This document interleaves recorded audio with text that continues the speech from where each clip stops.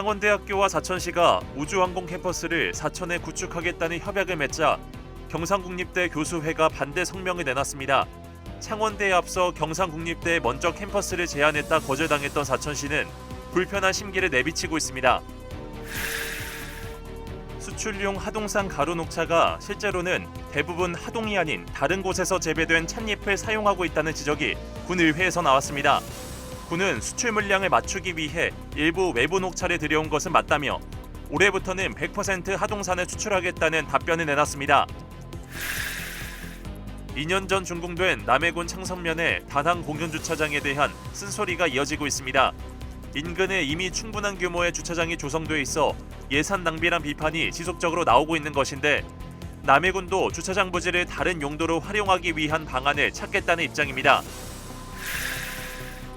지역상공회의소와 석영방송의 지역기업 활력기업 프로젝트, 일반 도라지보다 수명이 긴 이른바 장생도라지를 직접 개발해 제품을 만드는 업체를 소개합니다.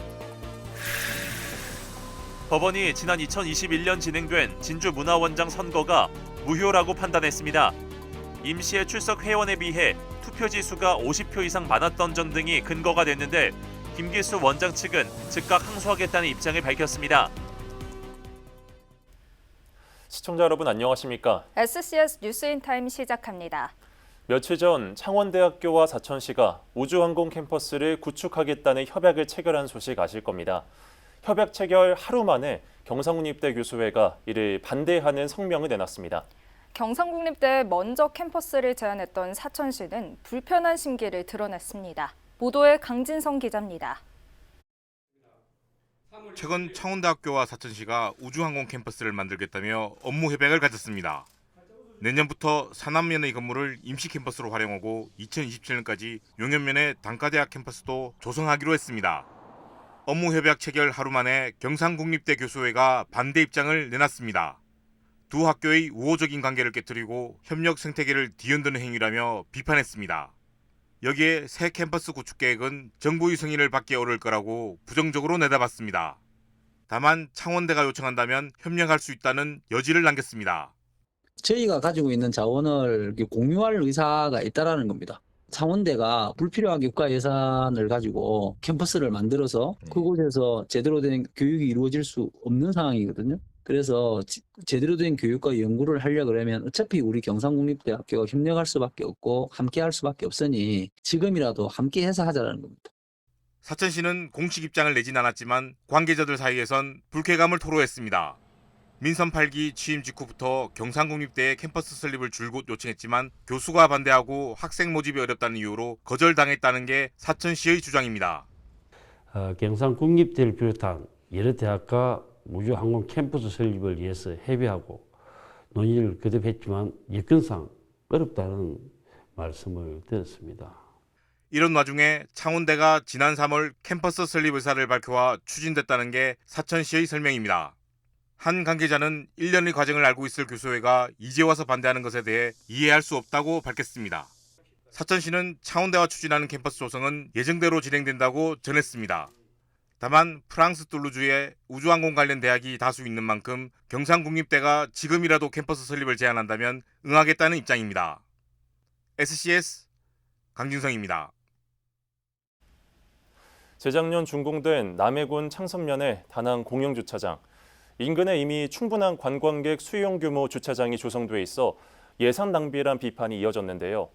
남해군이 주차장 부지를 다른 용도로 활용하기 위한 논의를 이어가고 있지만 여전히 주민들 사이에선 졸속 행정이란 지적이 나오고 있습니다. 김동엽 기자가 취재했습니다.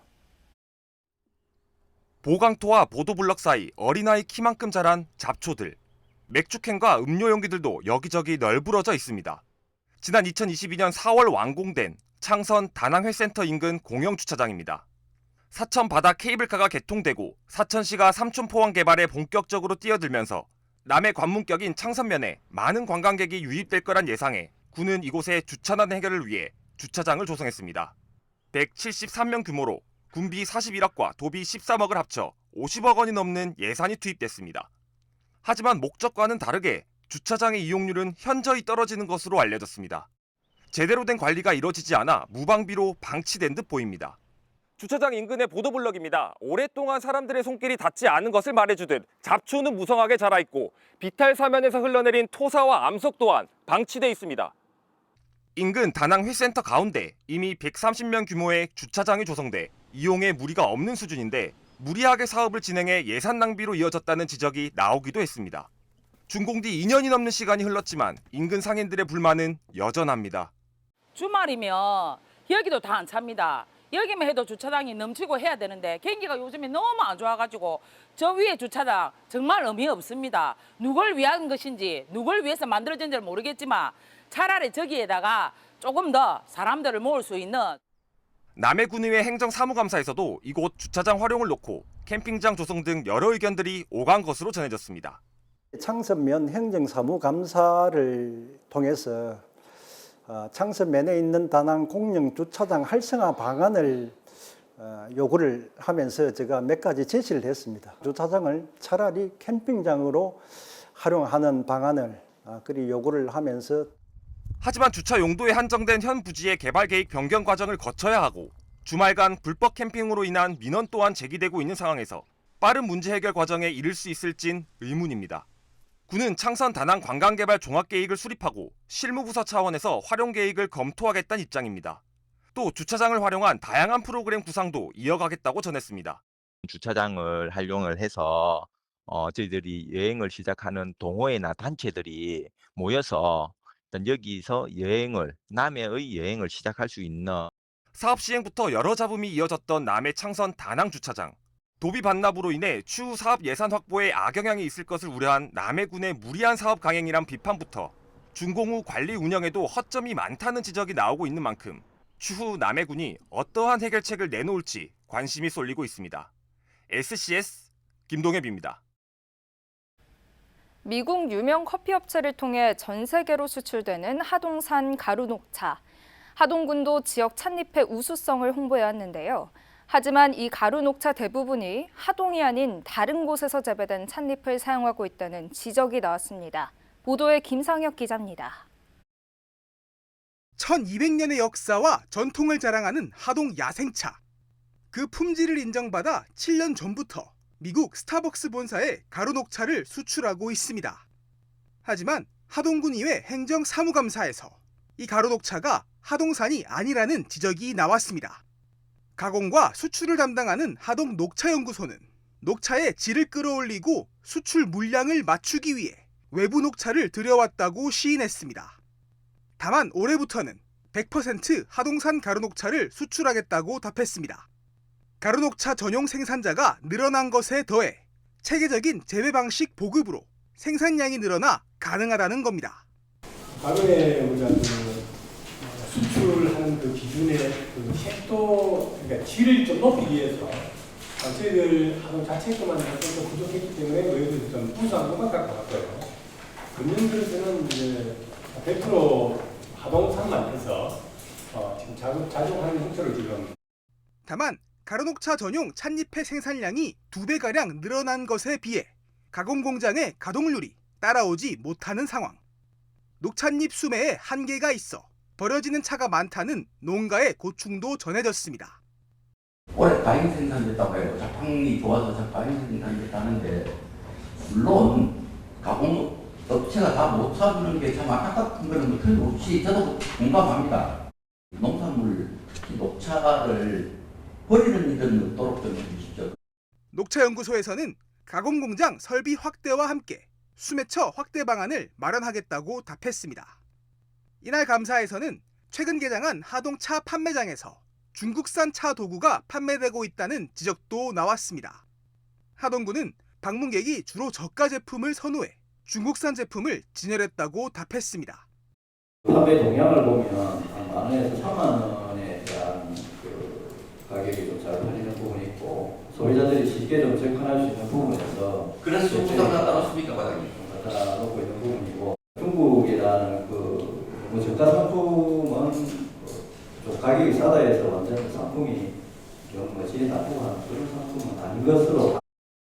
하동군의회는 7일간의 행정사무감사를 마치고 오는 21일 보고서를 채택할 예정입니다. SCS 김상엽입니다. 법원이 지난 2021년 진행된 진주문화원장 선거가 무효라고 판단했습니다. 창원지방법원 진주지원 제1민사부는 18일 원장 선거 무효 확인 소송에 대해 무효임을 확인한다고 밝혔습니다.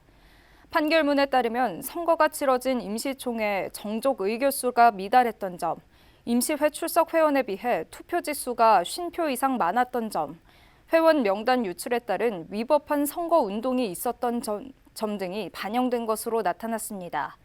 김길수 원장은 선고 결과에 대해 즉각 항소하겠다는 입장을 밝혔습니다.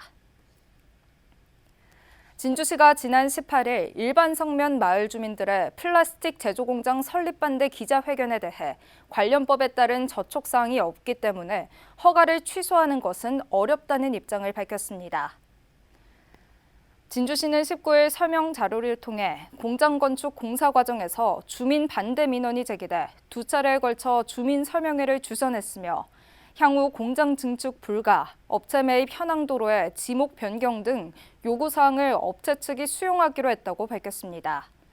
진주시는 또 적법하게 공장 설립 승인과 건축 허가가 진행된 사항에 대해 허가 취소는 할 수 없으며 공장 가동 시 관련법 준수 여부를 철저히 점검해 위반 사항이 발생하면 엄중한 조치를 취하겠다고 덧붙였습니다. 앞서 주민들은 기자회견을 통해 플라스틱 제조 공장이 들어서게 되면 소음과 진동, 악취, 공해물질 배출 등의 피해가 예상된다며 설립 허가를 취소하라고 촉구한 바 있습니다. 경남도의회 국민의힘 후반기 제1부의장 후보로 진주지역구의 유계현 의원이 선출됐습니다. 경남도의회 국민의힘 의원단 의원총회에서 지난 18일 진행한 후반기 의장 후보 투표 결과 제1부의장으로 유계현 의원이 이름을 올렸습니다. 현 의장인 김진보 의원은 이번 후반기 의장에도 도전했지만 결선 투표 결과 김해 최학범 의원에게 2표 차로 밀리며 연임에 실패했습니다. 한편 경남도의회는 26일 의장과 부의장, 상임위원장 등을 선출할 예정으로 전체 의원 64명 중 국민의힘 소속이 60명을 차지하고 있어 국민의힘 의장단 후보가 당선이 되는 구조입니다.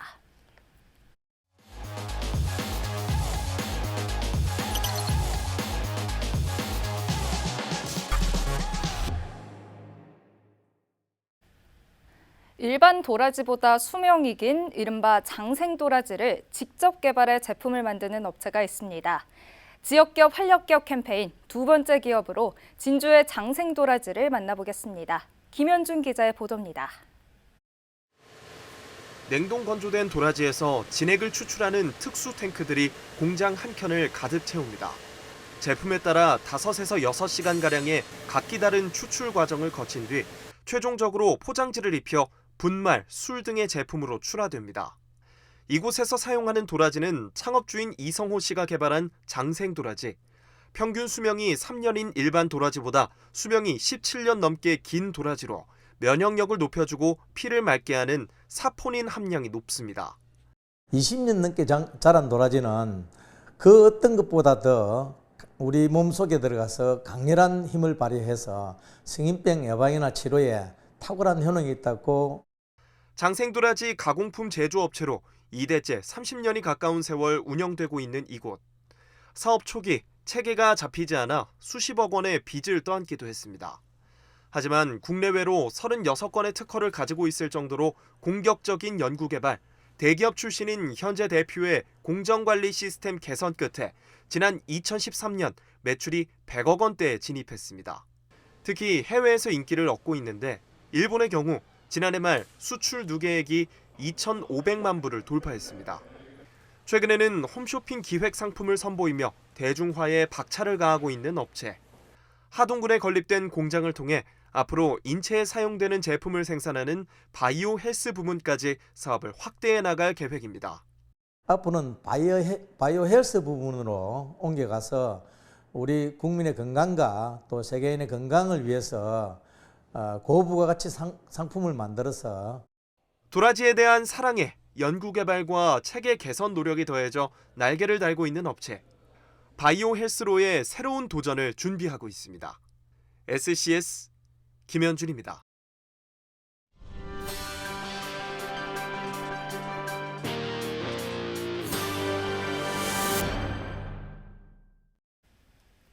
사천시가 경남도 농어업인수당 심의위원회를 열고 지급 대상자를 확정했습니다.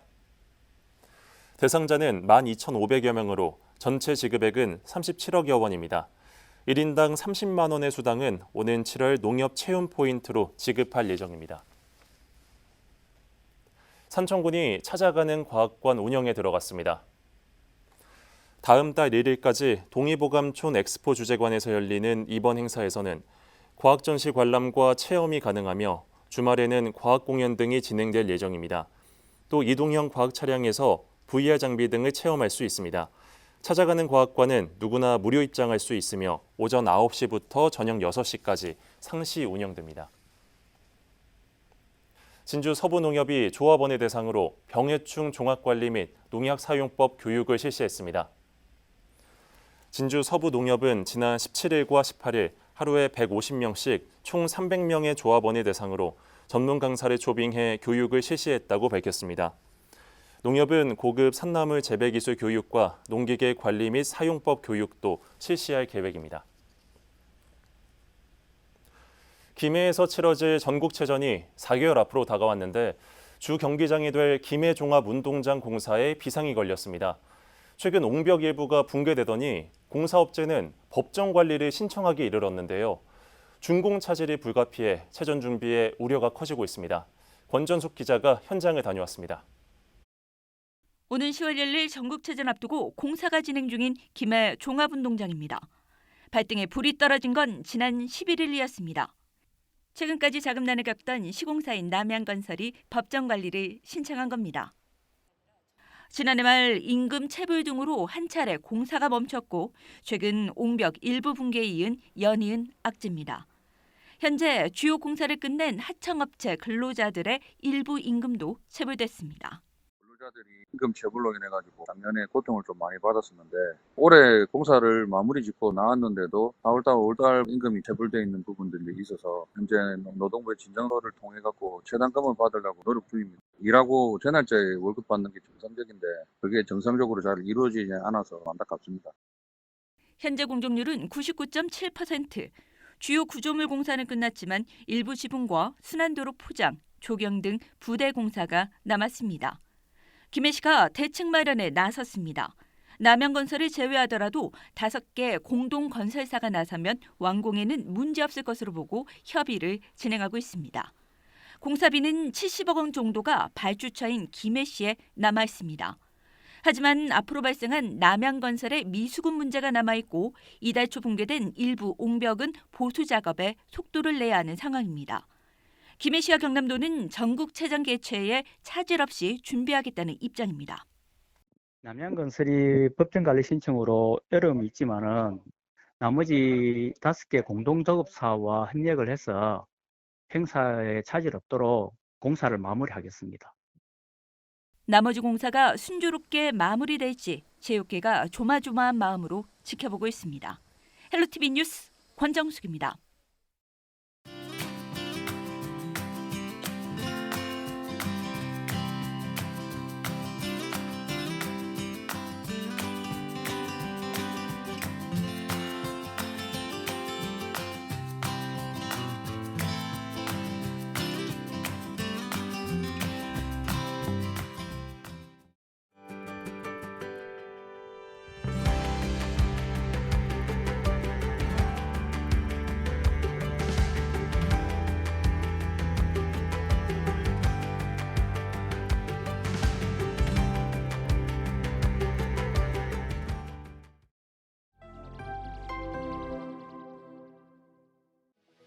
최근 정부에서는 치유, 건강, 힐링을 목적으로 하는 웰니스 관광을 고부가가치 융복합 관광산업으로 육성하고 있습니다.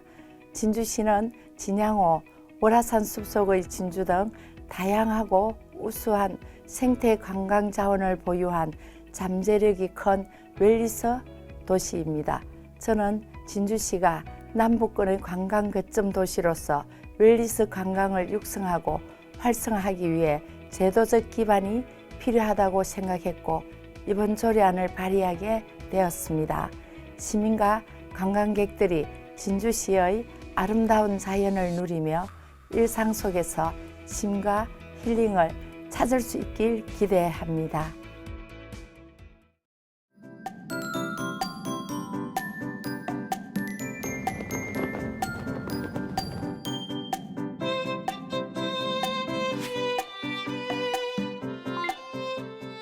키워드로 보는 생활 날씨입니다. 덥고 뜨거운 날씨가 잠시 주춤하겠는데요. 자외선 지수는 낮음 수준 보이겠고 비 소식이 들어있다 보니 습도가 높을 수 있어 불쾌 지수가 높음 수준 보이겠습니다. 적당한 온습도 조절이 필요하겠습니다. 빨래도 잘 마르지 않을 것으로 보여서 잠시 밀어두셔도 좋겠습니다. 이어서 자세한 지역별 날씨 살펴보겠습니다. 서부 경남 지역 대체로 구름 많은 가운데 비 소식이 들어있는데요. 아침 최저 기온은 진주 19도, 함양 17도로 출발해 한낮에는 27도에서 31도 분포 보이겠습니다. 전국 날씨입니다. 광주와 부산, 제주에도 비가 오겠는데요. 아침 최저 기온은 세종 20도, 부산 22도로 출발하겠고 서울의 한낮 최고 기온은 35도 예상됩니다. 남해동부 앞바다도 종일 비가 오겠는데요. 물결은 비교적 잔잔하겠고 바람은 약간 강하게 불겠습니다. 이어서 삼천포 기준 조석표 살펴보겠습니다. 물때는 7물, 만조 시각은 저녁 8시 25분, 간조 시각은 오후 1시 30분 예상됩니다. 사천공항 날씨 정보입니다. 목요일 오전 9시 기준 구름이 조금 지나겠는데요. 우리 지역에서 서울 김포로 가는 첫 번째 항공편은 오전 11시 20분 예정돼 있습니다. 자세한 내용은 사천공항 홈페이지에서 확인하시기 바랍니다. 이어서 삼천포 여객 운항 정보입니다. 목요일 삼천포에서 제주도로 가는 배는 밤 11시 50분에 출발하겠습니다. 주간 날씨입니다. 다음 주 초반까지 계속 흐린 하늘 보이겠는데요. 다만 36도까지 치솟던 한낮 더위는 잠시 주춤할 것으로 보입니다. 흐린 날씨에 체온 변화나 불쾌감이 크지 않도록 건강관리 잘해주시기 바랍니다. 지금까지 기상정보였습니다. 저희가 준비한 소식은 여기까지입니다. 시청해주신 여러분 고맙습니다.